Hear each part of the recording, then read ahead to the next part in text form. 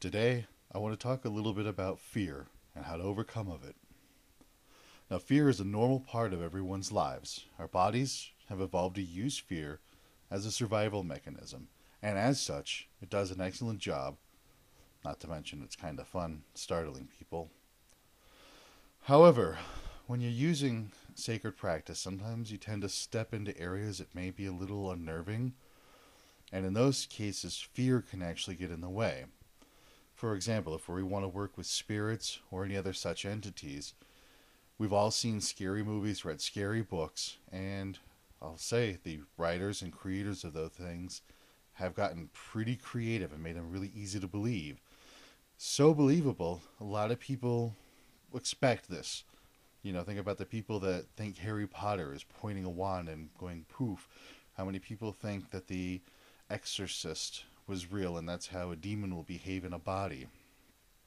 And what's most believable are these so called first hand accounts, maybe even from people we know. It could have come from a dream, an imagination, things gone wild. We don't really know. However, we do know that these narratives tend to dot our inner belief systems, and these inner beliefs can become a hindrance as you seek the liberation of your soul. And so, to help you in with this, I'm going to offer some techniques that have been successful in overcoming fear when it comes to sacred situations. Perhaps the simplest and even the best option of overcoming fear is just to charge right through it, remembering that what you're experiencing is just an artifact of your own mind, of your own consciousness, and that if you can blaze through it, you'll learn the truth of the situation. However, it's really not that easy for everyone. So I want to give you a bit of a device that helps here. I wonder if you can imagine that the fear you would feel is actually a black pool made of lies. These are lies that are beliefs, exaggerations, and fictional accounts from people over time. Now, if you choose to drink from this pool, that is, dip a cup in and drink that black liquid, it's like willingly ingesting the distorted beliefs that other people have festered. And so you choose to see this fear, but also seeing this black pool is a way of seeing this fear as separate from you. It's not your own, and therefore now you have the choice not to drink from the pool. It lets the people who created that pool keep their lies so that you can tell yourself that you choose to experience the reality of the situation that you're going into with your own perceptions, not their clouded beliefs. Now, you can do this anytime you feel any sort of trepidation before going into a sacred practice. It's just see the pool, see it separate from you, and you are choosing not to drink it.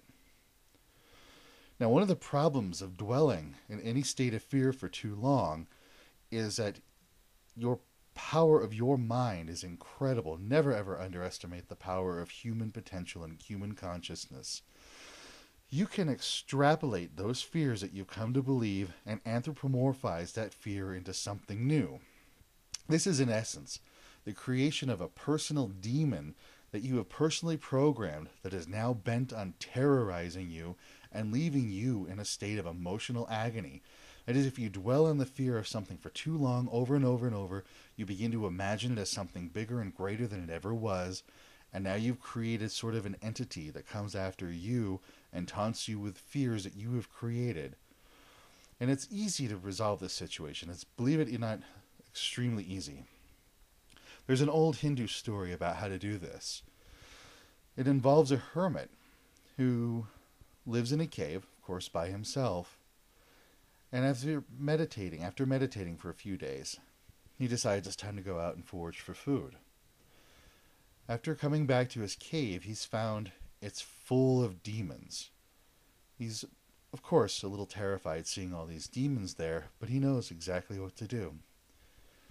So he sits down outside the cave and he enters into a deep meditation. He brings himself into a sacred place and maybe says a few little prayers. And when he comes out of his meditation, he looks in the cave and there's even less demons there, but there's still a few. So he sits down and he goes back into meditation again for even longer. He brings even the most divine essence he can. And after a while, he opens his eyes and stands up and sees that there's just one demon left in his cave. And he nods his head, ponders this for a bit, and he walks into his cave and faces the demon and said, "So, you've decided to stay. Tell me about yourself. I want to know more about you." And in that instant, the demon disappeared, never to return. Now, so the moral of that story is, no matter what you do for sacred practice, what you can do to banish the fear and anguish is you need to learn about it. You need to discover its cause and its origin.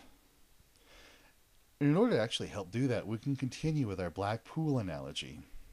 Instead of drinking from this pool, you can use it like a mirror. Look deep into this mirror, and you may see the source of that fear.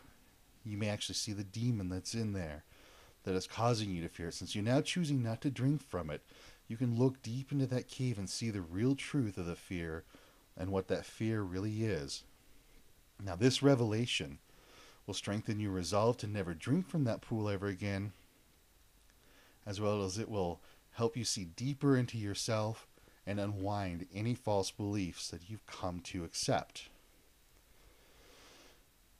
What this simply means is taking the time for introspection to discover the cause and the nature of the fear will cause it to disappear for good. Now, this notion is actually reinforced from the Poetic Edda in the Svipdag's Mál, the part of the poem that's called the Gróagaldr. Now, if you remember, this is where Svipdag goes to raise his dead mother from the grave and asks her for spells that will help him in his quest. And the very first spell that she gives him, let me kind of paraphrase the translation here.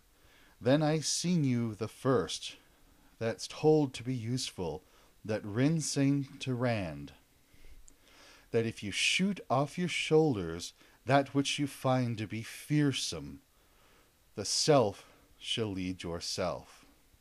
That last line is important. It's in Old Norse, "Sjálfur leið þú sjálfin þík," which is, let yourself guide you. The self shall lead you.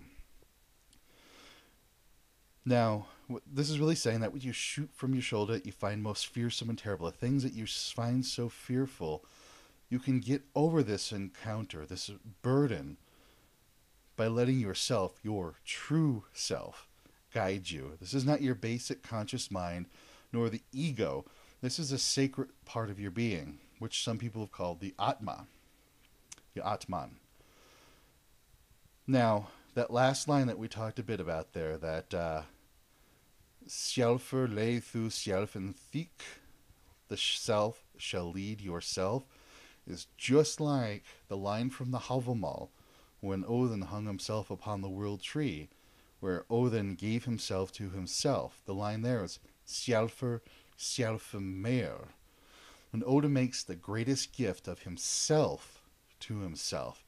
And I really wish there was a good word for this in Norse, because the self that I'm using has a capital S, sjálfur. And again, this is not everyday consciousness, but getting in touch with your sacred self. Some people call it the daemon, some people call it the dragon, and then you let your will guide you. When you let your will guide you, by getting in contact with your sacred self, you will overcome all fear. Let yourself guide you. To further that, I think Aleister Crowley has the best explanation of why you want to overcome fear when doing sacred practice. And this line comes from one of my favorite of his works, called the Liber Zadi vel Hamus Hermeticus. Lines 18, 19, and 20 read thusly: "Only those who fear shall fail. Those who have bent their backs to the yoke of slavery until they can no longer stand upright, them I will despise. But you who have defied the law, you who have conquered by subtlety or force, you I will take unto me, even I will take you unto me. I ask you to sacrifice nothing at mine altar. I am the God who giveth all." Now, I want to say it would be a mistake to assume that the God who giveth all is a being separate from you, from yourself. I think it is the same self as mentioned with the Havamal and the Groagalder, the higher self. Now, as you learn to overcome those fears and break through the burdens that hinder your journey, then you become. You truly liberate your soul and come into your own being as your own God. And overcoming this fear is a major step towards your own apotheosis. So, with those techniques, I wish you well. May you find your strength, your true will, and the self that will guide you to your own sacred temple for all eternity. Be well.